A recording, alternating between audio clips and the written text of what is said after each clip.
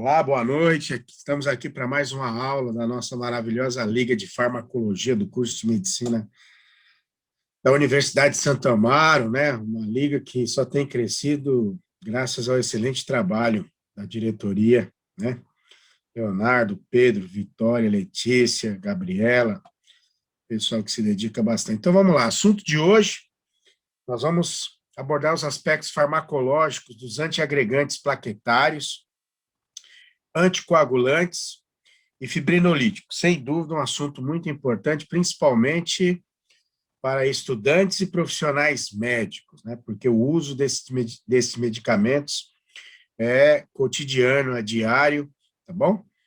Então, vamos lá. Para a gente começar a falar dos fármacos, acho sempre importante a gente fazer uma pequena revisão, né, sobre os processos de hemostasia e coagulação sanguínea.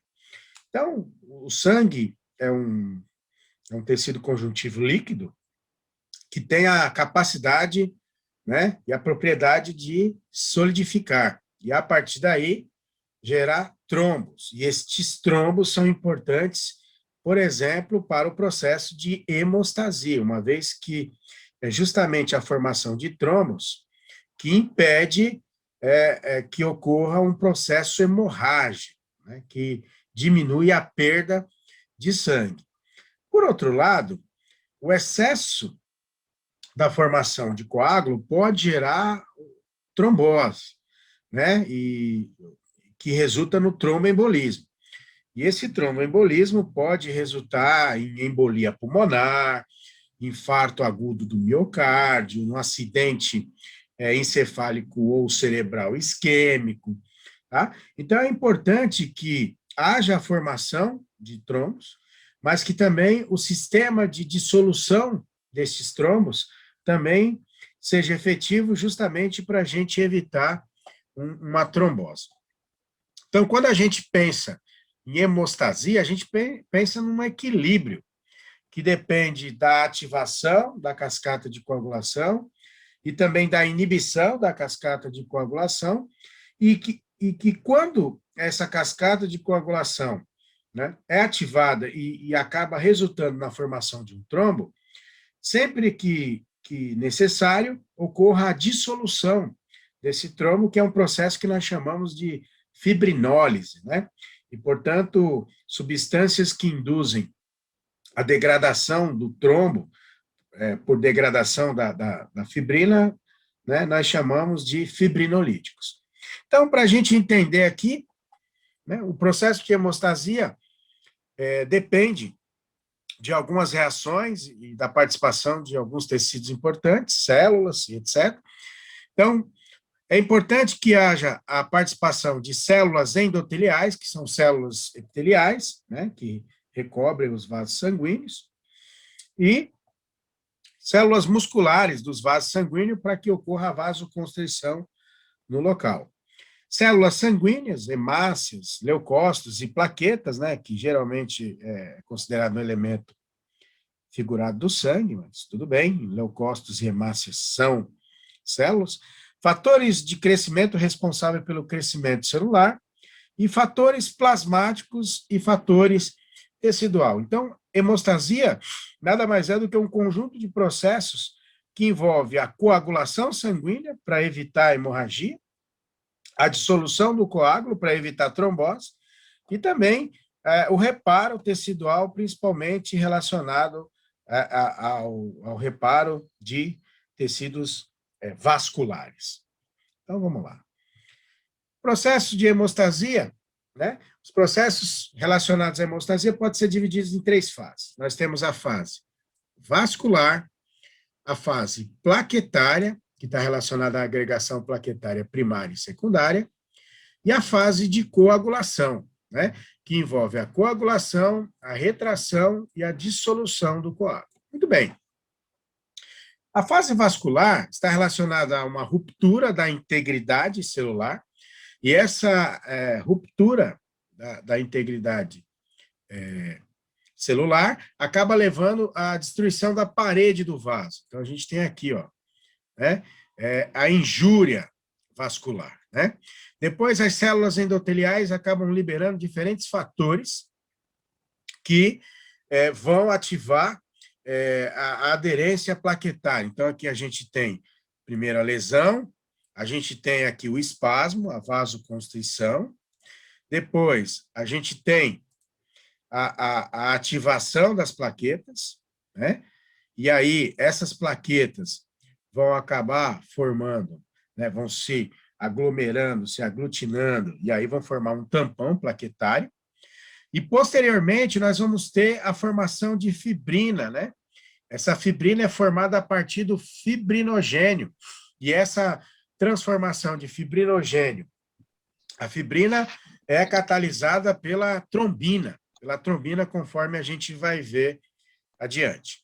Então, aqui tem a fase plaquetária, né? A fase plaquetária é uma fase em que as plaquetas começam a aderir às células endoteliais, né? A gente pode perceber aqui, ó, que a gente teve a lesão, tem a exposição aqui do colágeno, né?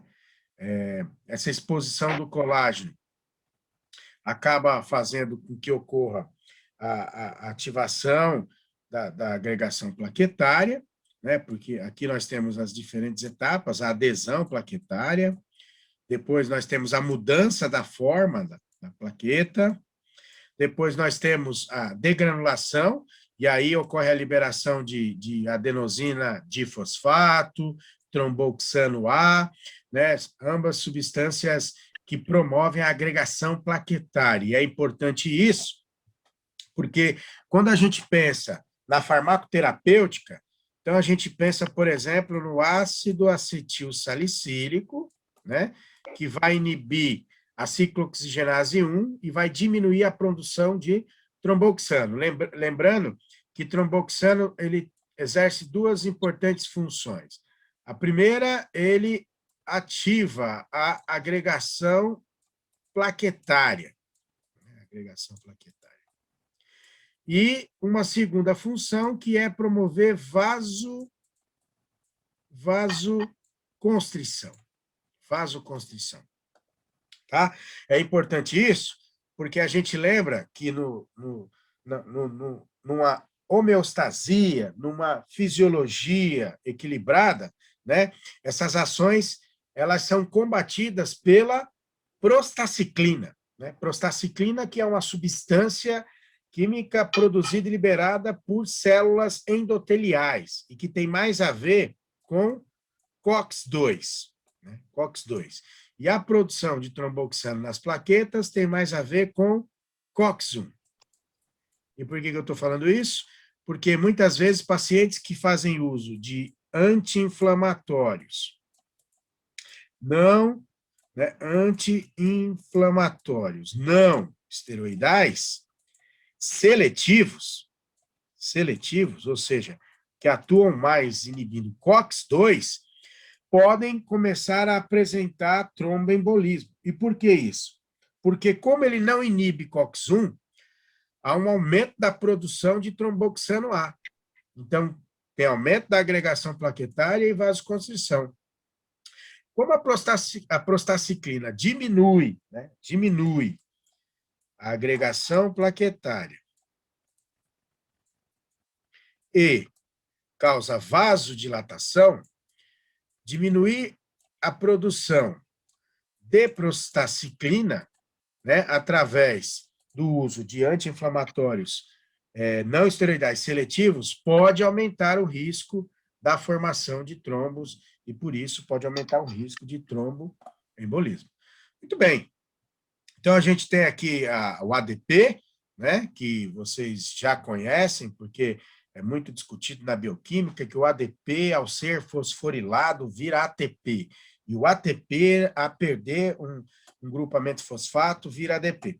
Eles aumentam essa agregação plaquetária, né, aumentam o recrutamento, e isso vai levar à formação aqui, né, do tampão plaquetário, tá certo? E aí você tem uma estabilização. Aqui mostra, né, esses eventos, a exposição do colágeno gera a ativação, né, de plaquetas, as plaquetas acabam liberando substâncias que aumentam a atração, né? Aumentam a atração e acabam, por isso, fazendo com que ocorra uma maior atração e agregação das plaquetas, e aí isso acaba gerando um processo de reparo tecidual e hemostasia. Muito bem. Nós temos a terceira fase. A terceira fase já é a fase de coagulação. Coagulação. E durante a agregação plaquetária, vários fatores do plasma, né? Plasma, dos vasos lesionados, né? Eles acabam levando à ativação da cascata de coagulação, né? E lembrando que os fatores de coagulação, eles já estão presentes no sangue, numa forma inativa, né? A maior parte desses fatores são zimogênios, lembrando que zimogênios são enzimas inativas, né? Enzimas inativas que, em alguns momentos, por ações de substâncias químicas, acabam sendo ativadas, e lembrando que, nesse caso, a ativação de um fator, né, que é o fator de coagulação, que é a proenzima, né, que é um zimogênio, a ativação de um fator acaba gerando a ativação de outros fatores, e daí o termo, uma reação em cascata, cascata de coagulação. E nós temos duas vias de coagulação, nós temos a via intrínseca e nós temos a via extrínseca, né? Mas ambas as vias levam a um desfecho comum, que é a ativação do fator 10, né? Do fator 10, né? Quando está ativado, geralmente, né? A gente usa a letra A minúscula ao lado para dizer que o fator está ativado, e esse fator 10 acaba fazendo com que ocorra a ativação da protrombina, e que depois de ser ativada se transforma em trombina, que é uma forma ativa. A trombina, por sua vez, né, transforma o fibrinogênio em fibrina, né? Fibrina, que é a chamada rede de fibrina, que é um polímero insolúvel e que acaba formando uma rede fibrosa, né, como a gente pode ver aqui nessa imagem, né? E essa rede, que funciona como uma espécie de tela com uma cola, acaba promovendo a aderência e adesão, né, de eritrócitos, né, ou hemácias, tanto faz, de leucócitos e de mais plaquetas. E isso acaba formando o coágulo. O coágulo. Lembrando que é muito mais comum a ocorrência, né, da formação de trombos em veias, porque veias são vasos de capacitância, né, principalmente em regiões onde já existem lesões vasculares, né, caso de, por exemplo, onde tem varizes, né, é importante, como pacientes hipertensos que têm uma maior lesão vascular, né? Então, esses pacientes são mais suscetíveis a apresentar o risco da formação aumentada de coágulo, de trombo e de tromboembolismo, né? E que, portanto, se constitui num êmbolo. O que é um êmbolo? Êmbolo é tudo aquilo que está na corrente sanguínea da forma que não deveria estar, e por estar na forma que não deveria estar, acaba obstruindo o fluxo sanguíneo. Essa é a ideia de êmbolo. Bom, então, nessa fase de coagulação, existe uma retração, né, do coágulo, né, porque há uma saliência e depois há uma contração desse coágulo, né, e as substâncias responsáveis acabam sendo a actina, a miosina e a ATP, basicamente. E é importante a gente salientar que depois da formação do coágulo e da hemostasia, a gente precisa que esse coágulo seja dissolvido, né? Dissolvido. Então, o endotélio é responsável pela produção do chamado ativador de plasminogênio, né? Ativador de plasminogênio. Aqui, ó, o ativador de plasminogênio. O endotélio produz, né, que também é um zimogênio, quer dizer, está na forma de uma proenzima, e esse ativador de plasminogênio é responsável por transformar plasminogênio em plasmina. E a plasmina é uma enzima responsável pela degradação da rede de fibrina. Daí, denominarmos as substâncias que são capazes de ativar o plasminogênio, que é responsável pela degradação de plasmina, de fibrinolíticos, né? Na literatura você encontra geralmente dois nomes: trombolíticos, porque quebram trombos, e fibrinolíticos, porque, na verdade, eles dissolvem o trombo justamente porque acabam dissolvendo, destruindo, degradando a fibrina. Então, a gente tem aqui, ó, né, o ativador de plasminogênio, que as células endoteliais produzem, mas os rins também produzem uma substância relacionada a ativação de plasminogênio, que é a uroquinase. E aí, existem medicamentos, né? O medicamento mais usado atualmente para isso, nos hospitais, é Alteplase, a gente vai ver ali na frente, né? Que é muito usado para problemas, doenças isquêmicas, então, infarto agudo do miocárdio, acidente vascular ou embolia pulmonar, acidente vascular cerebral ou encefálico isquêmico, né? Tem até a janela de terapêutica aí, a janela de tempo, né? Que é o quanto tempo você tem para poder usar essa substância e gerar o efeito. Então, a gente tem o ativador de plasminogênio. Esse ativador de plasminogênio transforma plasminogênio em plasmina, e a plasmina, por sua vez, consegue dissolver o coágulo devido ao fato de dissolver, degradar, destruir a rede de fibrina, né? Então, a gente tem aqui esse esquema. Tá, ó, aqui é o ativador de plasminogênio ativado, ele vem, transforma plasminogênio em plasmina, e a plasmina, por sua vez, acaba degradando aqui, ó, a rede de fibrina, né? A rede de fibrina, tá certo? E aí a gente tem o quê? A dissolução do trombo, e isso acaba revertendo o quadro de tromboembolismo, né, que acaba podendo gerar um infarto agudo do miocárdio, embolia pulmonar, como a gente já falou. Muito bem.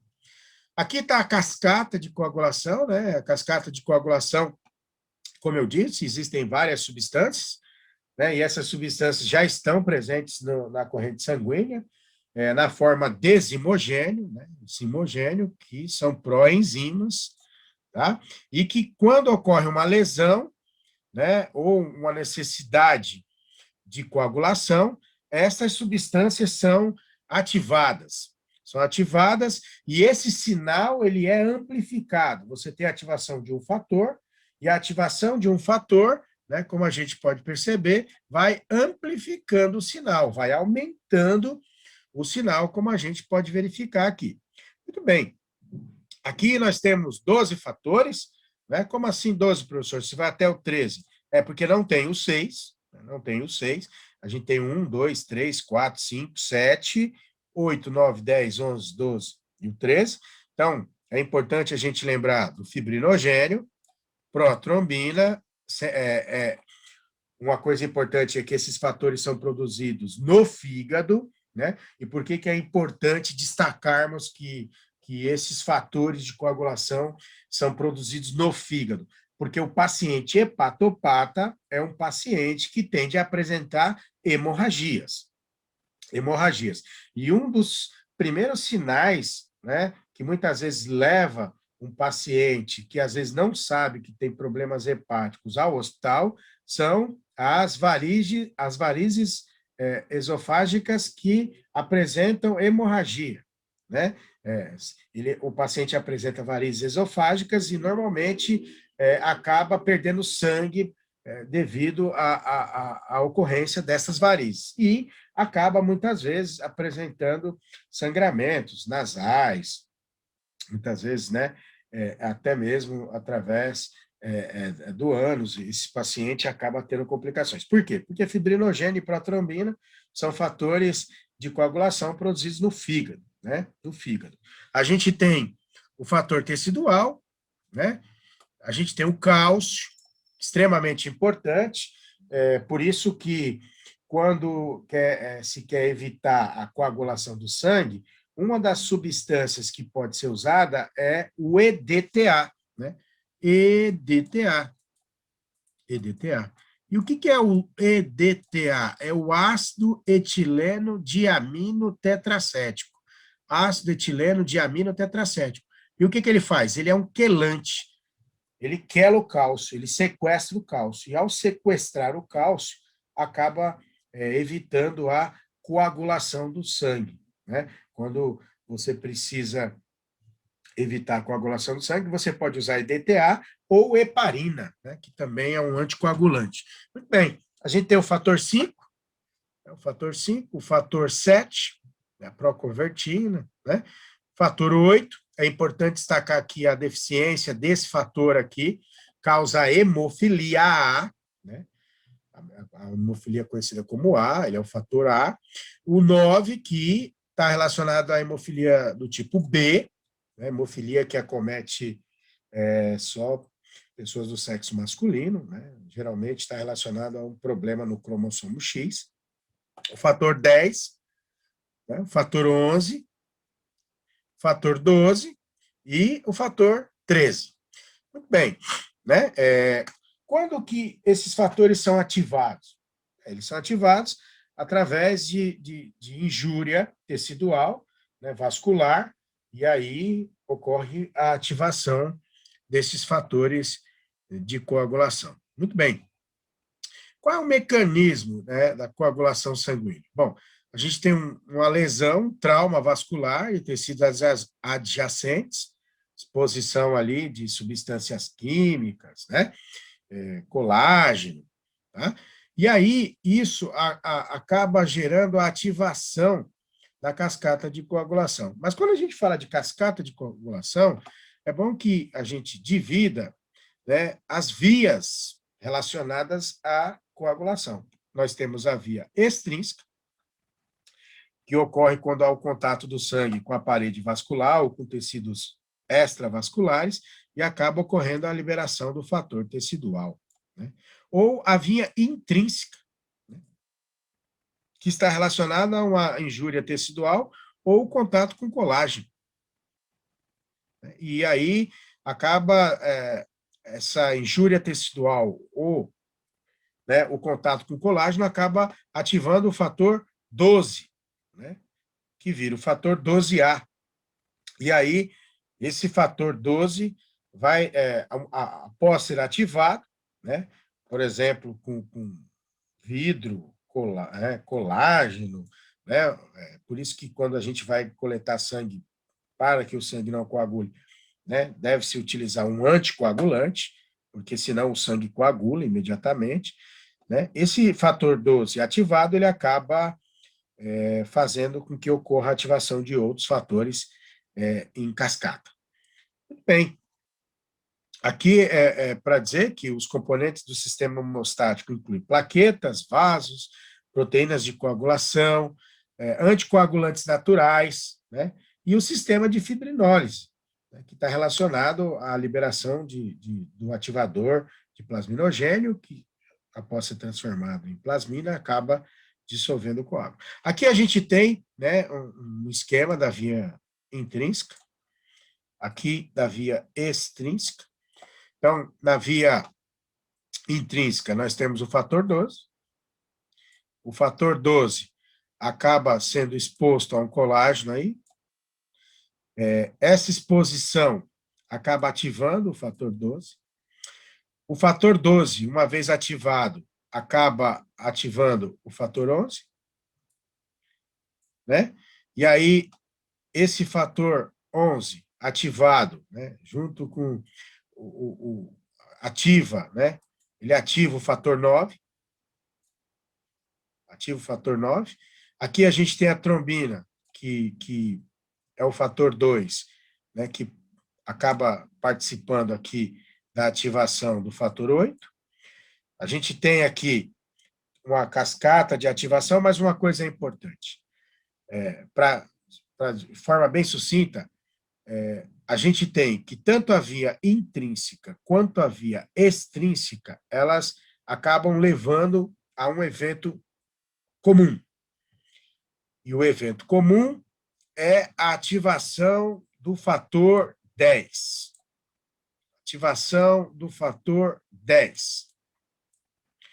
E a ativação do fator 10, que ocorre tanto pela via intrínseca quanto a extrínseca, acaba fazendo com que ocorra, né, a ativação da protrombina em trombina. E a trombina, por sua vez, é a responsável pela transformação de fibrinogênio em fibrina. E aí nós temos a rede de fibrina, que, como eu disse, imagina uma tela com cola, né? E se você jogar vidro, areia, né, as moléculas vão aderir e ficar naquela rede, é algo semelhante. A gente tem a fibrina, que funciona como uma rede, e a esta rede, né, vão se agregando células como hemácias, leucócitos e elementos figurados, que são as plaquetas, e aí a gente tem a formação, então, do trombo. Aqui, de novo, né, a gente tem a via extrínseca, a via intrínseca, e aí a gente tem aqui, ó, que ambas levam à ativação do fator 10, que, por sua vez, juntamente com outra substância, ativa a protrombina, a trombina, que transforma o fibrinogênio em fibrina, é a via comum, né? Ativação do fator 10. Aqui agora a gente já começa a falar dos fármacos que podem ser usados. É importante que a gente não confunda as três classes que existem em relação a fármacos que diminuem a agregação plaquetária, né, para que não sejam usados de forma equivocada, né? Mas antes da gente falar dos fármacos que diminuem essa agregação, a gente vai falar dos que acabam aumentando a agregação, né? O primeiro fármaco que existe, é usado muito na clínica e que pode ser usado para aumentar a coagulação, é a vitamina K. É a vitamina K que é administrada, né? A gente tem lá a ampola de vitamina K, né? O nome comercial muito, né, conhecido é Canaquion. Canaquion. Então, a vitamina K, né, a gente tem lá no hospital, pode ser administrado, dependendo do fabricante, né, dependendo do fabricante. Algumas podem ser administradas só por via intramuscular. A gente acaba usando uma que é manipulada, né? E essa manipulada pode ser administrada por via intravenosa, por via intramuscular e por via oral.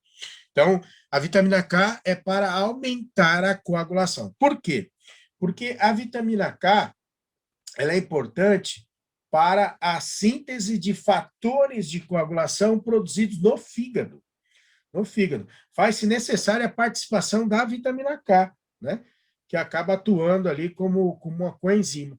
E a deficiência de vitamina K leva a hemorragias, né? Leva a hemorragias. Tá? Então, tá aqui, ó, a gente tem a vitamina K1, né? Filoquinona, a K2, menaquinona, e a 3, que é a menadiona. Tá? Então, é importante, geralmente é muito utilizada e prescrita para neonatos, né? Neonatos normalmente necessitam de vitamina K para evitar doença hemorrágica do recém-nascido, né? Muito comum. E a vitamina K também pode ser usada em pacientes que estão recebendo varfarina, né? A varfarina é um anticoagulante que bloqueia as ações da vitamina K.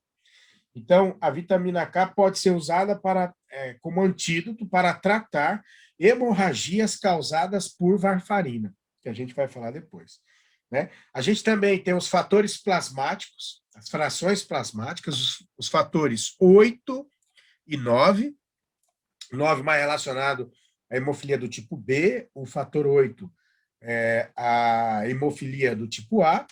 Antigamente, os pacientes precisavam receber transfusão sanguínea, mas atualmente existem, né, os fatores isolados, as frações, e aí fica mais fácil, né, de tratar o paciente hemofílico, por exemplo, e assim diminuir o risco relacionado a doenças que ocorrem em pacientes que recebem transfusão sanguínea, por exemplo, né?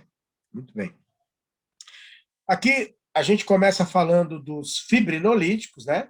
Então, quando a gente fala de fármacos que aumentam a coagulação, basicamente a gente tem a vitamina K e os fatores, né?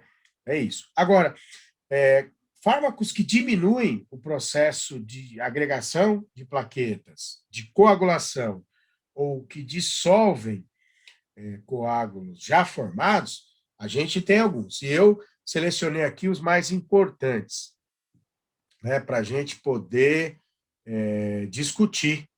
Né, poder discutir. Sem dúvida, já guarda esse nome é importante, é o que a gente usa no ambiente hospitalar, né? Alteplase, tá? Tá aqui, ó, já dá para você perceber, né, que é um ativador de plasminogênio, né? Um ativador de plasminogênio. Então, você já entendeu, né? O protocolo hoje, quando um paciente tem infarto agudo do miocárdio, devido a tromboembolismo, quando o paciente tem acidente vascular encefálico cerebral, protocolo 100 miligramas de alteplase, né, na janela específica, né, que pode variar um pouco de 3 a 4 horas e meia e tal. 100 miligramas. Então, o alteplase ele é comercializado em frascos de 50 ml, e é 1 miligrama por ml, e também é comercializado em frascos de 10 ml. Né? Portanto, 10 miligramas, 1 miligrama por ml, 10 miligramas, e 1 miligrama por ml, 50 ml, 50 miligramas. Né? O protocolo para tratamento das doenças isquêmicas cardíacas, da embolia pulmonar e de acidentes vasculares, né, encefálicos ou cerebrais, o uso de 2 ampolas de 50 ml, então 100 miligramas.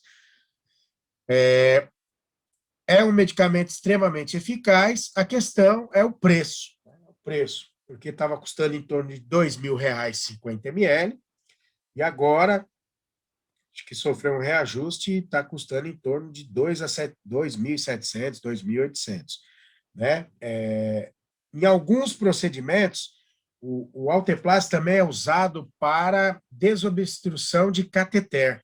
Né? Desobstrução de cateter. Geralmente se usa muito heparina, mas em alguns casos, quando há uma dificuldade maior, os trabalhos da literatura mostram que pode ser usado para desobstrução de cateter.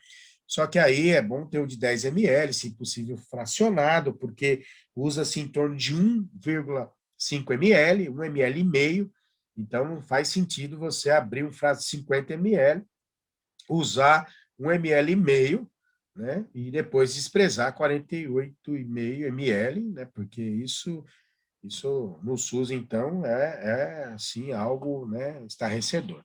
Então, o alteplase é um fármaco de escolha, né? Guarda esse nome, é extremamente importante. A alteplase é produzido pela Behring mesmo, tá? O ativador de plasminogênio, tá? E aí ele pode ser usado para embolia pulmonar, infarto agudo do miocárdio, AVE, que é acidente vascular encefálico ou cerebral isquêmico, né? Extremamente eficiente, a gente usa bastante em ambiente hospitalar. Existe também a uroquinase, tá? Que atua diretamente na conversão do plasminogênio a plasmina e é produzida pelos rins, tá?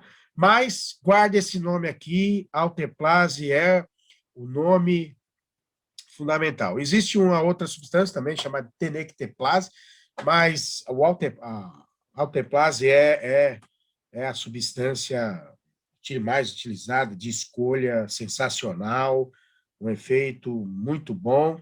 E é importante que se tenha o alteplase, porque na falta de alteplase, né, se o paciente tem uma obstrução vascular de membro e se não se consegue tratar o paciente a tempo, ele certamente vai sofrer amputação do membro se não for administrado dentro de uma janela de tempo, porque aí começa a haver morte celular, necrose, e aí, né, é muito importante ter o T-plase. Então, para que pode ser usado? Infarto agudo do miocárdio, né, principalmente onde tem segmento ST elevado, trombose coronariana, né? Existem algumas contraindicações, claro, né?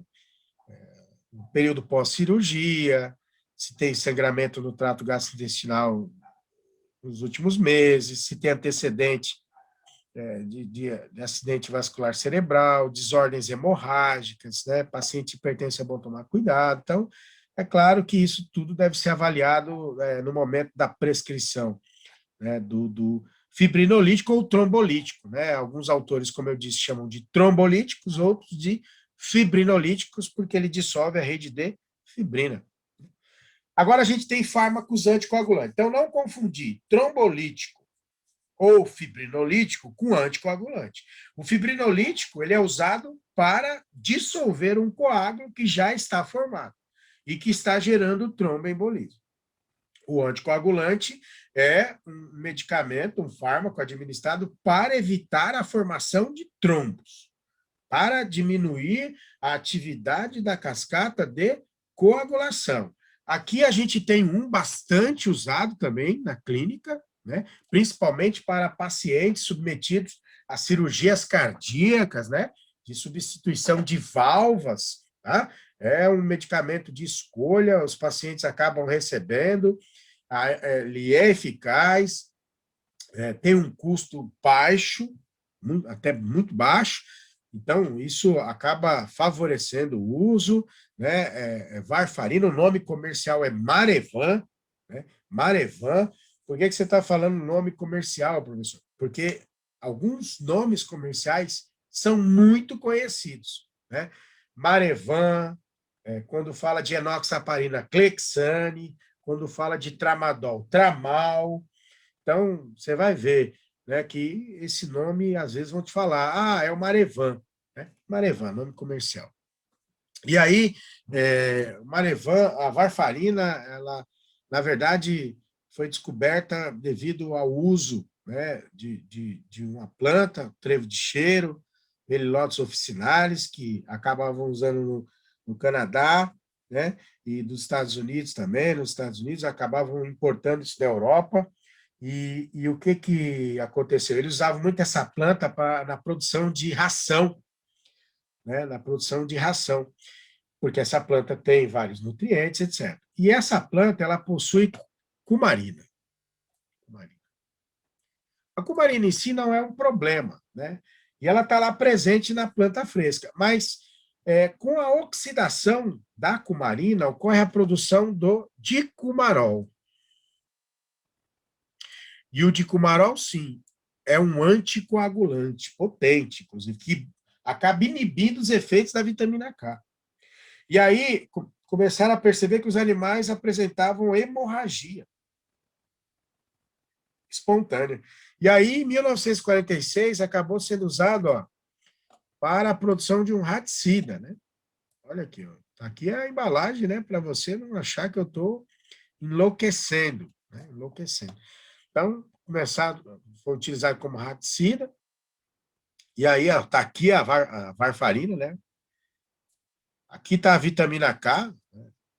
Por que eu estou te mostrando isso? Para você perceber, ó, né? Se você tirar esse anel benzênico aqui, você vai perceber que é muito semelhante, ó, muito parecido, né? E dessa forma acaba inibindo, bloqueando os efeitos da vitamina K. Por isso que o paciente que está sob tratamento com varfarina e apresenta hemorragia, a vitamina K é o antídoto, né? Porque aí você dá uma dose elevada de vitamina K para reverter os efeitos da varfarina e assim diminuir o quadro hemorrágico do paciente. Tá? E sempre tem que ser monitorado. O paciente, quando faz uso de varfarina, ele é monitorado mensalmente. Faz-se uma avaliação das concentrações de varfarina, né? O paciente deve evitar ingerir alimentos verdes escuros. Professor, mas se alimentar de folhas verdes escuras é a moda. Diz que faz bem para todo mundo.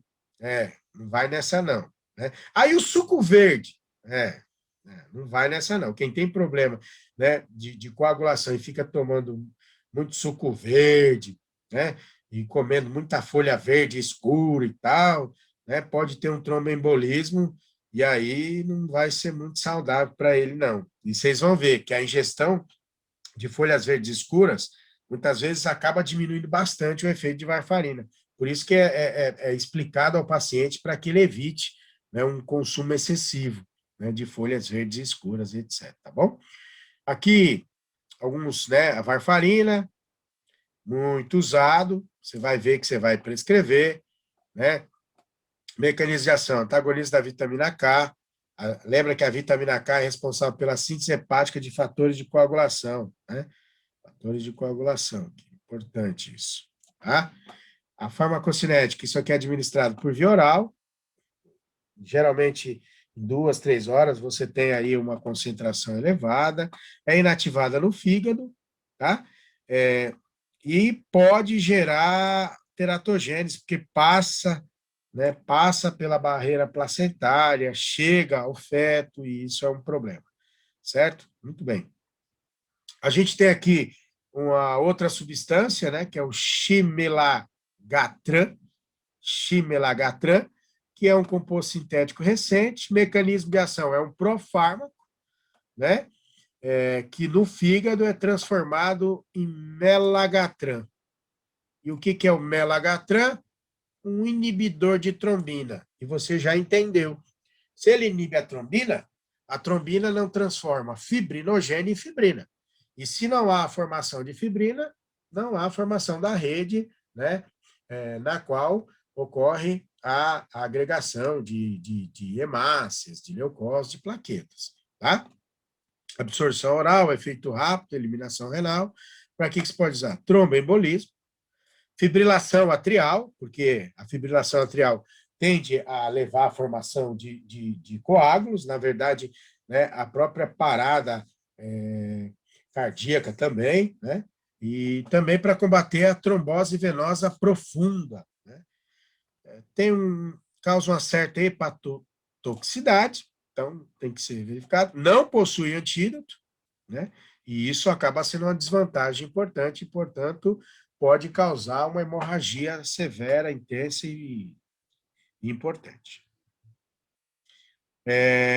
Que mais? A gente, né, vamos lá. Aqui é só para dizer, né, para que a gente pode usar? Às vezes o paciente fez cirurgia, cirurgia de válvula cardíaca, né, que colocou lá uma válvula cardíaca artificial, né, alguns pacientes acabam apresentando. Muitas vezes, mulheres que fazem uso de contraceptivos podem ter um aumento, né, do risco de trombose. Né? A gente sabe que os pacientes com Covid-19 também estão tendo aumento de trombose e por isso acabam recebendo heparina, né, ou enoxaparina, que a gente já vai ver.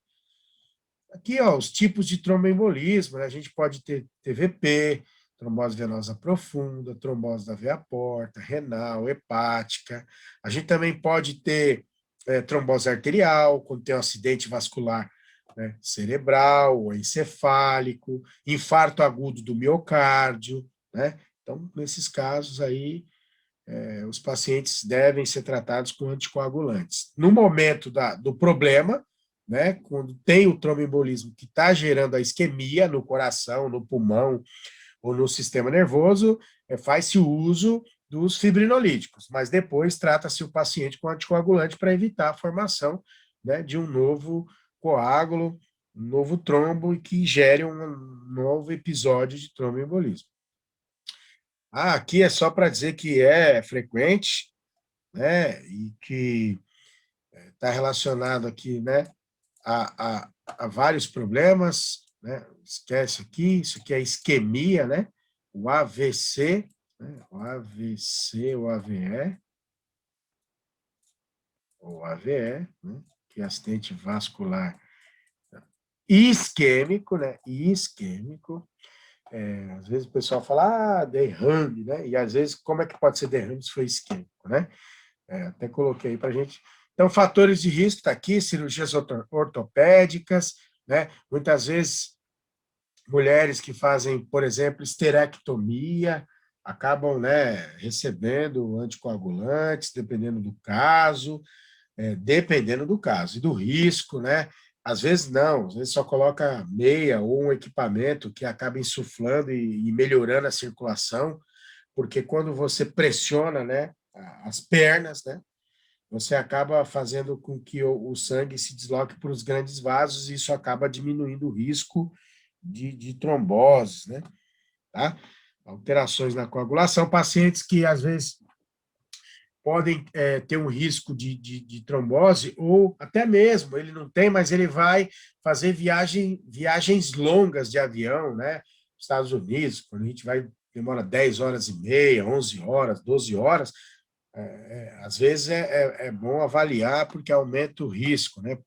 E por que aumenta? Por causa da tríade de Virchow, estase sanguínea, pode ocorrer uma lesão no endotélio e ter um aumento da coagulabilidade, né? E isso leva à formação de trombos, tá? Aqui está o estrógeno, né? Então, mulheres que fazem uso de contraceptivos. Aqui está a imobilidade, que é aquela questão de ficar sentado no avião por 10, 11, 12 horas. As consequências, né? Isso é danoso, você tem uma lise, aí acaba ocorrendo aqui, ó, a formação aqui de um trombo, aí ele acaba se desprendendo aqui, ó, uma parte, né? E aí isso vai através dos grandes vasos até chegar num vaso de menor calibre, de menor diâmetro, e aí acaba não passando e obstruindo, né, a circulação e gerando o quê? Isquemia, né?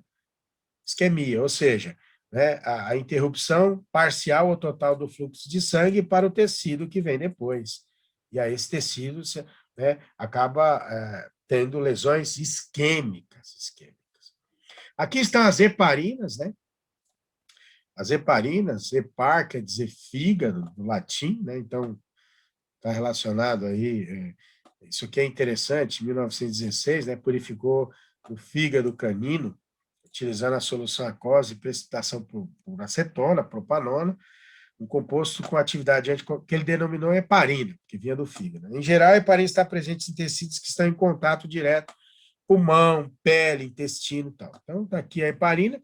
É importante a gente salientar que as heparinas podem ser divididas em heparinas de baixo peso molecular e heparinas de alto peso molecular, né? São substâncias, nossa, muito utilizadas em ambiente hospitalar, até mesmo para evitar obstrução de cateter, etc., né? Coleta de amostra de sangue, que você quer ter o plasma, né? Porque quando você quer ter o plasma, você tem que usar um anticoagulante, né? Porque se você não usar, o que você vai obter é o soro, né? Que é plasmas, né? Quando você tem o plasma, você tem as proteínas de coagulação ali. Se elas coagulam, aí o que você obtém é soro. Então, que o principal mecanismo de ação da heparina é ativar a antitrombina 3, né? Ativar a antitrombina 3. E a antitrombina 3 acaba, né, inativando, inibindo vários fatores aqui, ó, de coagulação, né? Inclusive a trombina, né? Como a trombina transforma fibrinogênio em fibrina, você não tem a formação de fibrina, e isso diminui, né, a formação de coágulo. Claro que a principal reação adversa causada pelo uso de heparina é o quê? Hemorragia, né? Hemorragia. E quando o paciente tem uma hemorragia causada por heparina, existe um antídoto, que é o sulfato de protamina, que é um produto obtido a partir de ovas de peixe. Também temos no hospital.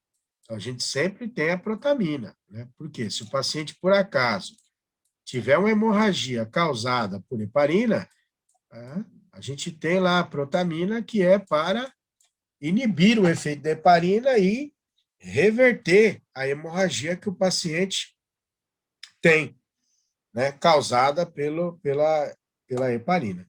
A gente tem a heparina de baixo peso molecular.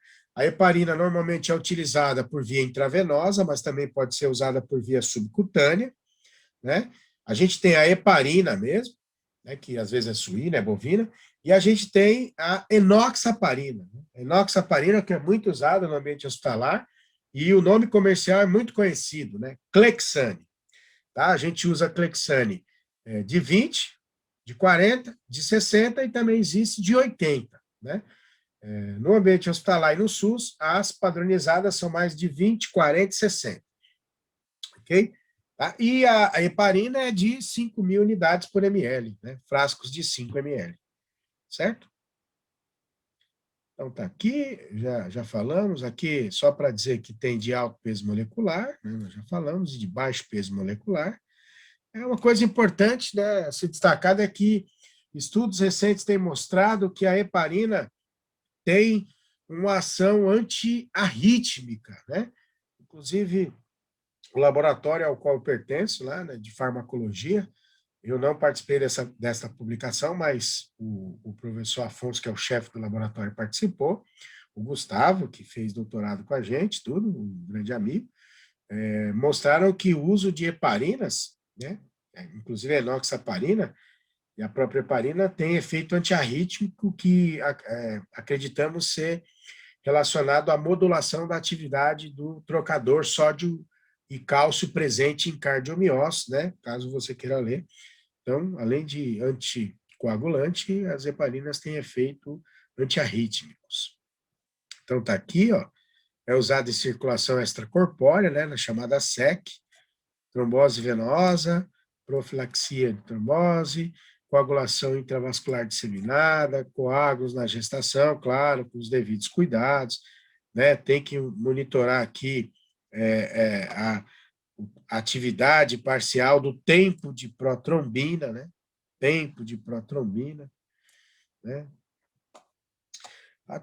Efeitos adversos, né? Hemorragia, tá? E aí, com o que se trata? Sulfato de protamina, né? Produto obtido a partir de ovas de peixe. Certo isso? Muito bem. Heparina não fracionada, está aqui, já falamos, ativa antitrombina 3. A de baixo peso molecular também, acaba inibindo o fator 10, fator 2, claro, porque a antitrombina tem uma ação de inibição da trombina, né? Ok? Vamos ver.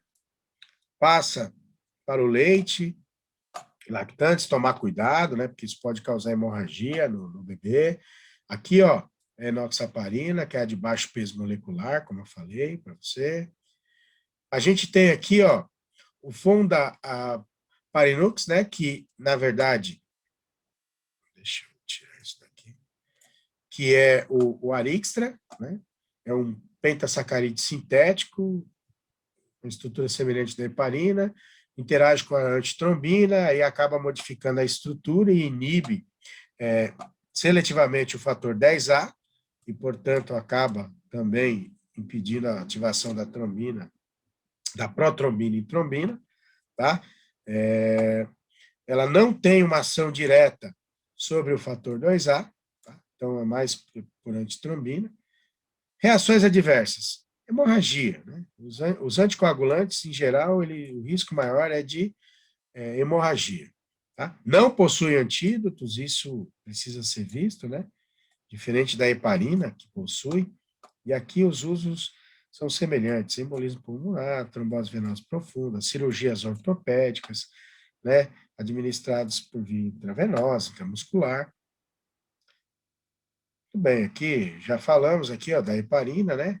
Ação antitrombina, mas acaba inibindo, ó, fator 12, fator 10, perdão, fator 11, fator 12, 11, o 9, né? E também acaba atuando sobre o fator 10, além de, né, acabar inibindo a trombina, né? Agora a gente chegou à nossa última classe aqui, que são os antiagregantes plaquetários, ou alguns autores chamam de antiplaquetários. Então, vimos os fibrinolíticos ou trombolíticos, os anticoagulantes e, por fim, estamos discutindo os antiagregantes plaquetários, ou antiplaquetários. Esses inibem a agregação de plaquetas, né?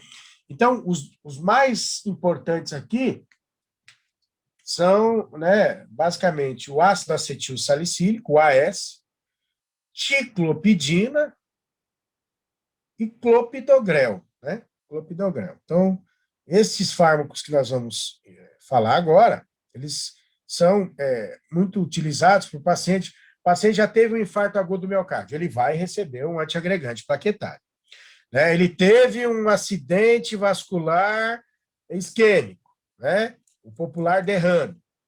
Professor, por que o senhor põe aí? Né? Para você entender. Muitas vezes vão chegar para você e falar, ele já teve derrame. Cuidado. Esse derrame aí, às vezes, quer dizer que foi um acidente vascular isquêmico. Então, não pode ter sido derrame, né? Porque se a gente for pensar no derrame, assim, de uma forma até mais lógica, seria um acidente vascular hemorrágico. Mas não é. Ele vai chegar para você, como ele chega lá no hospital, e falar, eu já tive, ou ele já teve, um derrame cerebral. Quando você vai ver, não foi hemorrágico, foi isquêmico, tá? Muito bem. Vamos lá. Aqui o ácido acetil salicílico, né? Qual é o mecanismo do ácido acetil salicílico? Inibir COX-1. Né? Lembra que a COX-1 é aquela enzima que está lá nas plaquetas, né? E que acaba utilizando o ácido araquidônico. Né? Lembra do ácido araquidônico?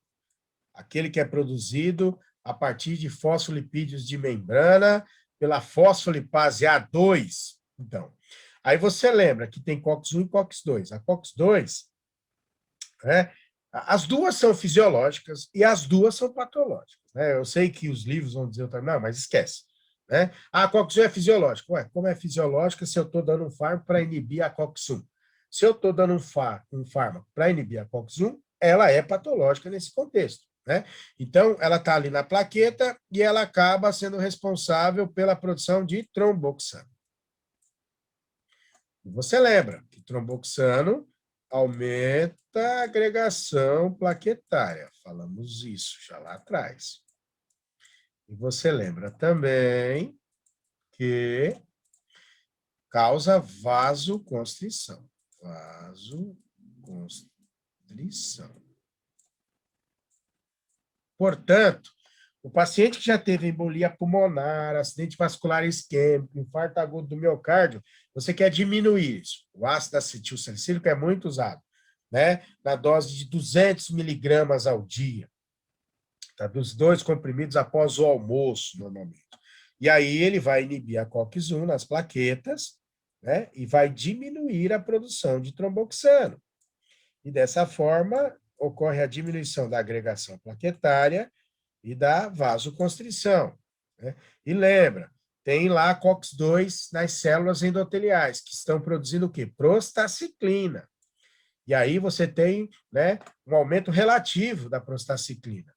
E você lembra que a prostaciclina possui ações opostas à do tromboxano, ou seja, diminui a agregação plaquetária e gera vasodilatação. Então, o que está dizendo? Né? Professor, mas aqui está 160, então. Aqui no SUS a gente tem lá o de 100 miligramas. Né? Existe de 81 miligramas para comprar, mas lá no SUS a gente tem o de 100. Então, o paciente recebe 2 comprimidos diariamente, geralmente na hora do almoço. Tá? Então, essa é a dose normalmente padronizada, mais usada, ok? Muito bem. Lembrando que o uso de anti-inflamatórios não esteroidais seletivos, anti-inflamatórios não esteroidais seletivos, aumentam o risco da formação de trombo e de tromboembolismo. Por quê? Porque eles inibem, né, a produção de prostaciclina. Por quê? Porque a COX-2 está presente nas células endoteliais e é responsável, né, pela produção de prostaciclina. Beleza? Vamos lá.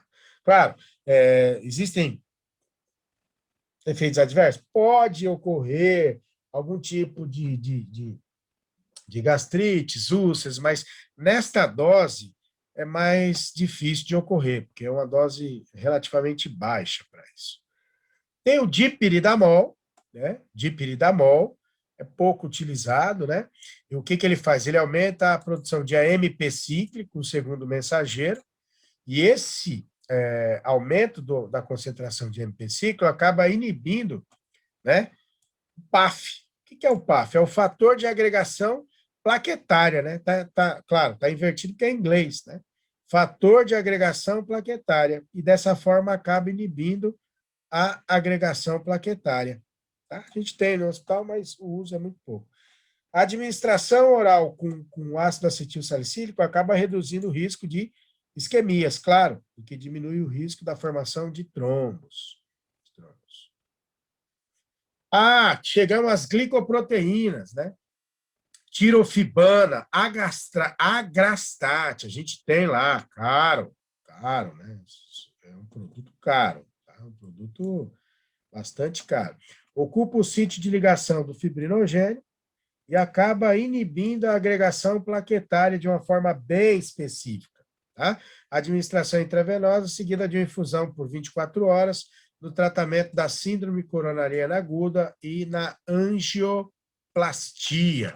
A gente tem, né, é um produto bastante eficaz, né, com preço relativamente alto. Aqui a gente tem os bloqueadores de receptores da adenosina de fosfato, ADP, tanto a ticlopidina, que é o ticlide, quanto o clopidogrel agem desta forma. A gente tem clopidogrel no SUS, mas ticlopidina não. Então, clopidogrel e ácido acetil salicílico temos no SUS. Ticlopidina nós não temos, é muito mais cara, tá? E esses dois fármacos, eles acabam bloqueando, antagonizando os receptores de ADP. Por que isso é importante? Porque o ADP é um importante ativador de agregação plaquetária, tá? Ele acaba sendo liberado, né, pelas hemácias e até mesmo pelas próprias plaquetas e acaba ativando os receptores purinérgicos, né, que são os receptores de ADP, que estão presentes lá na membrana das plaquetas. E aí, quando eles ativam esses receptores de ADP que estão presentes lá nas plaquetas, eles acabam promovendo um aumento do cálcio intracelular, tá? E aí acaba gerando o quê? Um aumento da agregação plaquetária. E é curioso isso, porque o ADP, quando ele acaba se ligando aos receptores, né, de ADP, ele acaba fazendo o quê? Diminuindo essa produção de ATP, e isso acaba levando à ativação do aumento da agregação plaquetária, tá certo? O que a gente tem é o clopidogrel, também muito prescrito, muito utilizado, tá?